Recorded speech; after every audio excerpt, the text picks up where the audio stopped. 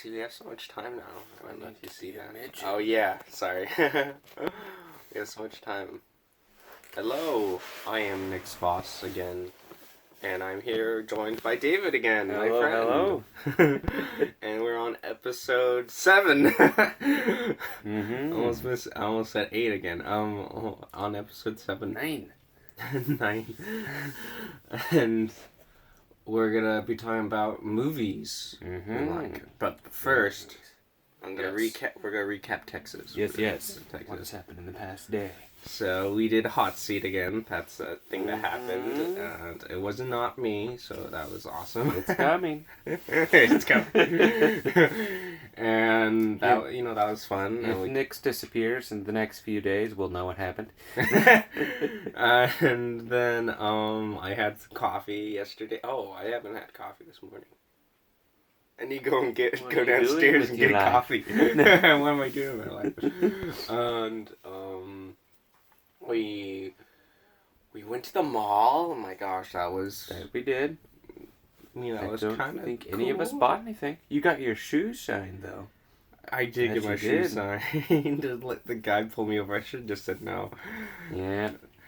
You need to do it with flip flops next time. Polish my toes. But yeah, so none of us bought anything. I was not prepared. I didn't think I was gonna buy anything, to be honest. But I kind of wish I brought my wallet. No, it's smarter to not bring money to a mall. But anyway, and then I didn't even bring my phone because my phone was charging because I was having to upload episode 6, going through a whole ton of loops and just Yes. draining my battery. Technology did not want to work with us on that. Mm-hmm. Yeah, so, but I didn't even bring my phone to the mall. Wish I brought my wallet. It did not happen. I could have bought Magic Gathering. Hopefully we'll go back to the Woodland Mall. So we can buy- I don't think they'd be very happy with us bringing okay. magic. Well, we just smuggled it in and then opened it in California. Buy it in California.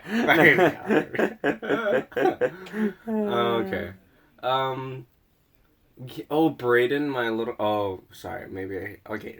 Yeah, my little bro, What? Brayden. It's okay if they know his first name. He cooked dinner, Thai basil chicken. He's If a I master believe chef. that's the dish. I believe that's the dish. I ain't a food person, so I don't know.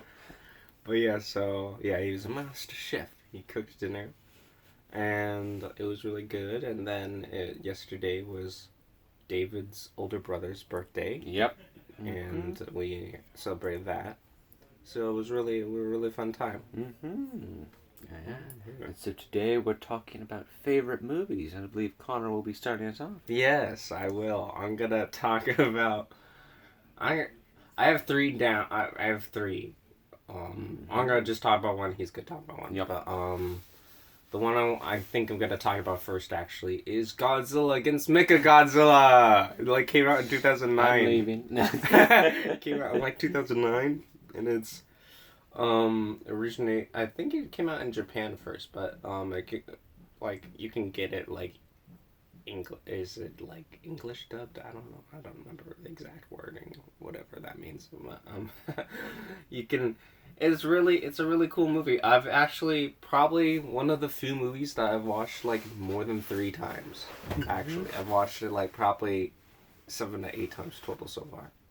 It's just kind of simple yet inspiring, I guess. Because the main character doesn't believe in herself, and she holds a lot of regret, which I think is relatable. Yeah. And then eventually she starts to kind of overcome that. overcome that in the movie, and then to fight Godzilla. Yeah.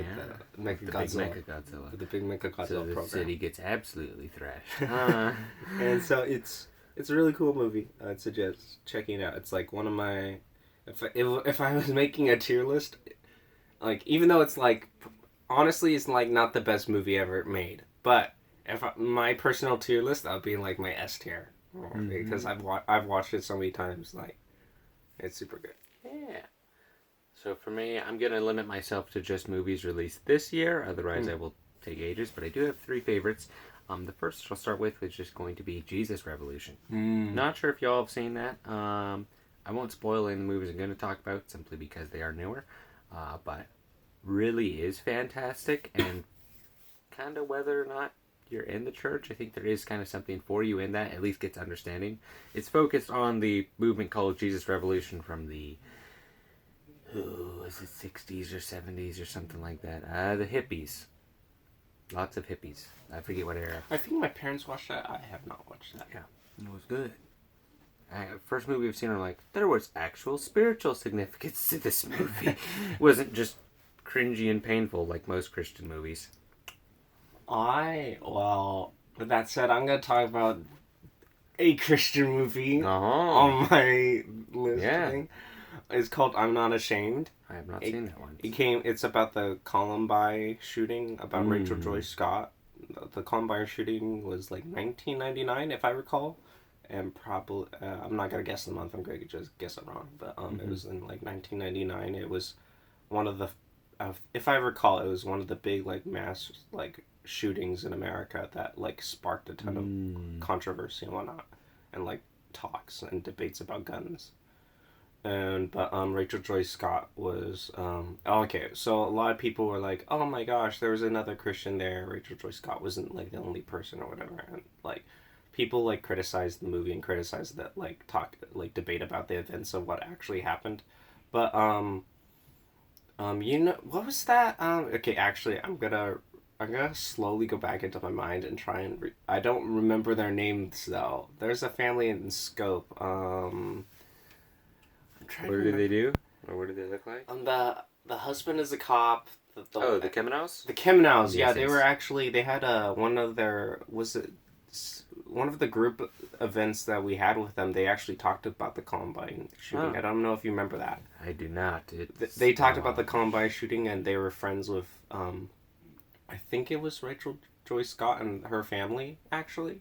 They were friends and they said the movie is like 80 to 90% accurate. Interesting. So, it's a really good movie. There's a few scenes where they show like when there's like you can tell like I mean it's that they're acting, but you can tell that the people are taking like drugs or whatever. Like smoking. Oh yeah, same in Jesus Revolution. Drugs be prevalent there. So it's really good, and I'm not gonna say the first time. Each time when it gets to the shooting part, I do cry and break down. Yeah, it's a really good movie, and it's based on real events. Well, to pull us away from any spiritual or anything significant, Spider-Man Across the Spider-Verse. That's a good one. Chef's kiss. I'm not gonna spoil it, but if you've seen the first one and haven't seen the second, watch it.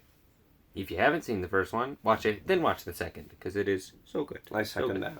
It is. It is really good. Just A tier all the way.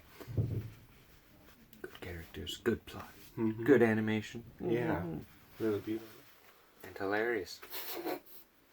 Oh gosh. Okay, the next one I'm going to talk about is a movie, kind of like animated, also like anime type thing. The Case of Hannah and Alice. It's a mystery type friendship thing, and mainly it's a mystery type friendship movie. Like there's a mystery going on, but for the most part, it's about friendship, and I hadn't heard of it. it's really nice.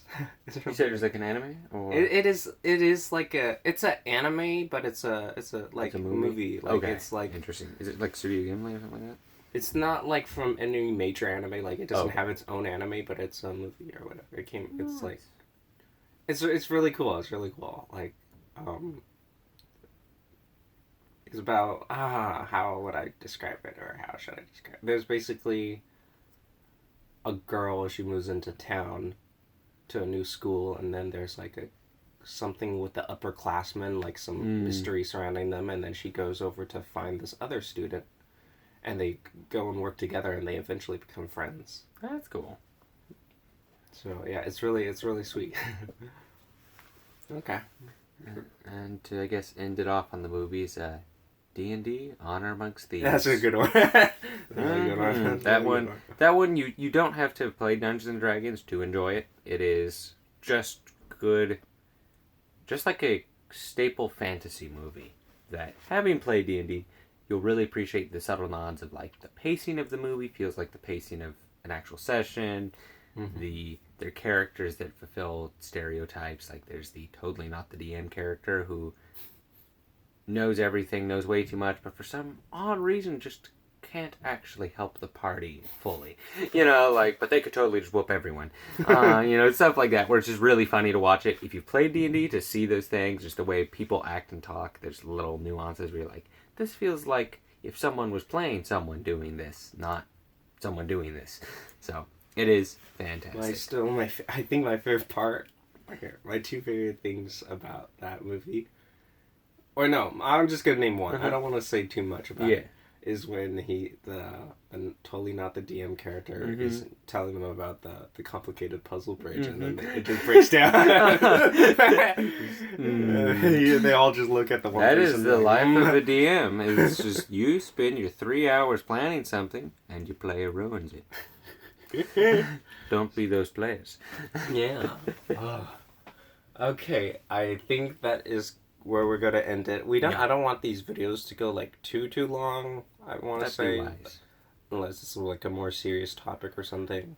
But these are the movies we like. Like some of them. There's many more, but these are some of the movies that we totally suggest that you should go watch. And what movies do you like? Let us know in the comments section. Yeah, tell us in the comments. And I hope you're having a good morning or a good night wherever you are. I am Nick Voss, and this is David. Good to see you.